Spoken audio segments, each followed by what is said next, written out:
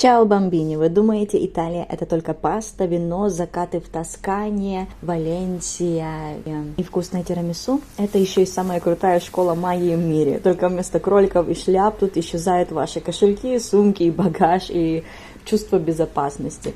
Помните фокусника Бена Сидмана? Он учил технике ширма. В Италии все вокруг ширма. Красивая архитектура, громкие крики, жестикуляция. Это все создано, чтобы ты смотрел туда, пока прямо здесь происходит магия. Магия вашего разорения. 9 мая, 4 утра. Когда мое ебабо уснуло, давайте перенесемся в реальность. Мой личный уровень, за который я заплатила самую высокую цену. 9 мая, 4:30 утра. Железнодорожный вокзал. Время, когда город еще спит, а твоя бдительность находится в коме. Ты на взлете, у тебя спланированные полеты, в рюкзаке вся твоя жизнь, твои инструменты, телефон, микрофон, петличка, деньги, документы. И все то, что помогает твоему внутреннему некому ебабо творить, создавать, твоей творческой личности. В этот момент ты идеальная жертва. Почему? Потому что ты в облаках. Ты уже в следующем полете, ждешь Аман, Иордания, все, Мертвое море меня ждет. А воришка, он реалист, он злое отражение твоего ебубу. У него есть план, дисциплина и фокус. Пока ты летела, он крафтил твой рюкзак из-под твоего носа. Он уже просчитывал, как он это сделает. Больше всего бесхитростным способом, но максимально кротким и тихим. Давайте посчитаем. Павербанк, одежда, документы, техника. Итого 2000 евро. Но знаете, что самое страшное? Бен Сидман говорил: в моменте сильного удивления мы слепы. Когда я поняла, что рюкзака нет, наступила та самая слепота. У меня украли не вещи, у меня украли мечту, поездку в Амман, которую я хотела больше 10 лет, которую я ждала больше 10 лет. Все последующие полеты, все планы, они рассыпались как карточный домик. И нужно было думать, как возвращаться назад домой, не выполнив свою мечту, точнее только 2,5 дня из тех хорошо спланированных 10 дней. Это не просто кража имущества, это кража твоего будущего. Воришка в Италии не просто берет сумку, он обрезает твои крылья. И делает это так легко, неторопно, смакует своим десертом в кафе, где все прекрасно взаимодействует друг с другом, где обналичили твои деньги. Якобы они покупают там десерты по 50, по 100 евро и кофе, потому что ты удумала сделать бесконтактный PayPal или что другое. Если вы хотите узнать, как защитить от воришек свои телефоны, свои гаджеты и вообще как лучше одеваться и подготовиться к поездкам любым, не только в Италию, чтобы вас не украли, ну, Италия очень популярна, и Барселона, например, Мадрид, что воровывают. У меня есть 2 видео, которые я закреплю в описании. Там все очень легко, бесплатно и понятно. И все, что там будет предоставляться, это просто нужен ваш телефон, и иногда может Wi-Fi даже. А что же тогда с воришками? Им весело, получают все пироженки, нормальные деньги, за которые ты приехала кутить, но тебя обкрутили. Это была моя ситуация, которую я рассказала в 9 мая в 4:30 утра.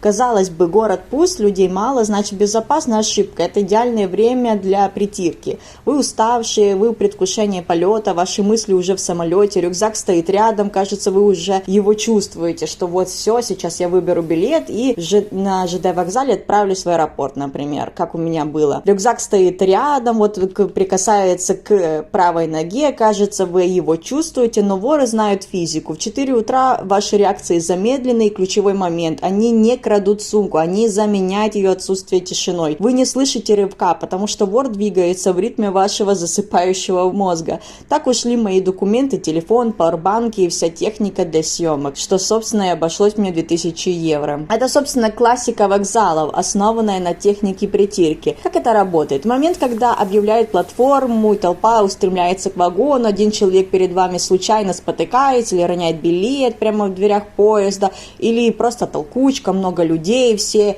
передвигаются маршем или просто замедленно стоят, вот как, может, вы видели хотя бы видосики, как азиаты стоят в очередь. А тут же хаос, тут всем похуй в Европе, как стоять. В момент, когда, собственно, создается пробка, все сзади, и вы тоже начинают наваливаться друг на друга. В этой тесноте прикосновения неизбежны и логичны. Когда вы пытаетесь не наступить на человека впереди, напарник, стоящий сзади вас, прощупывает ваши карманы или рюкзак.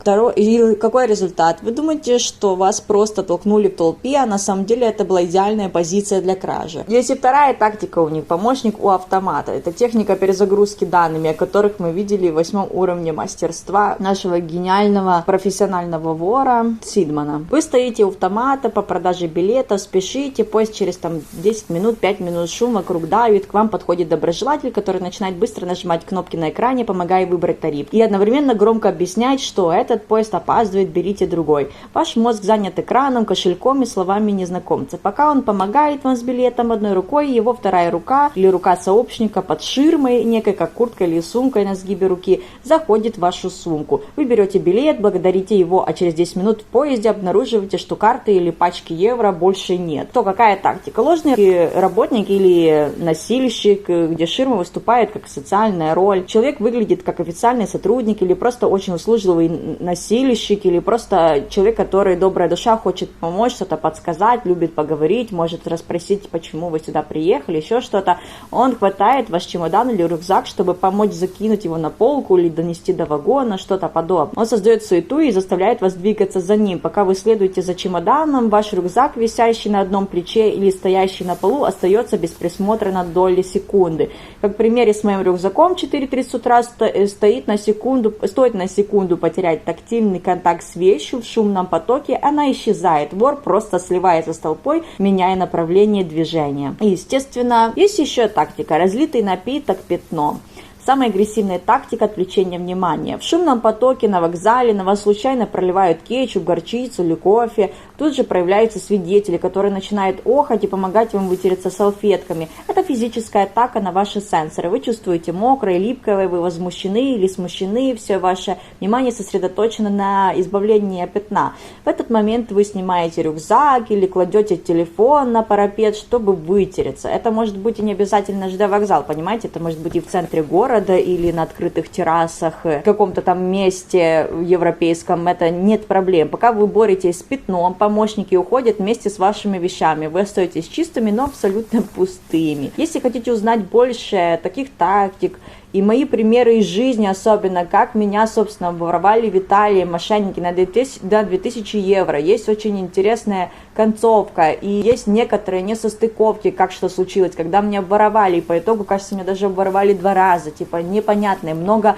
было знаков вселенной, что я что-то делаю неправильно, но из-за того, что я не слышала свою интуицию и не доверяла ей на тот момент, я поплатилась, собственно, своей мечтой и большими деньгами, и после этого проживаю с мамой. Если хотите узнать, как это все произошло и почему я теперь снимаю многосерийные видосы, что такое деньги, как с ними взаимодействовать, и почему не стоит чувствовать дефицит после того, как ты потерял все, или почему даже кражи появляются в твоей жизни, потери или какие-то синхроничные или очень постоянные сценарии в жизни, там раз в год или как там раз через раз проявляется эта ситуация. У меня есть много тем по поводу денег, переходите, ну а самая главная ссылка, как я и сказала, 3 ссылки будут в описании, как взаимодействовать, когда украли телефон, куда там пересылать данные, что там настроить и тому подобное, или даже просто приготовиться вам сейчас, пока у вас есть время, пока вы смотрите этот видос, переходите на другой видос и просто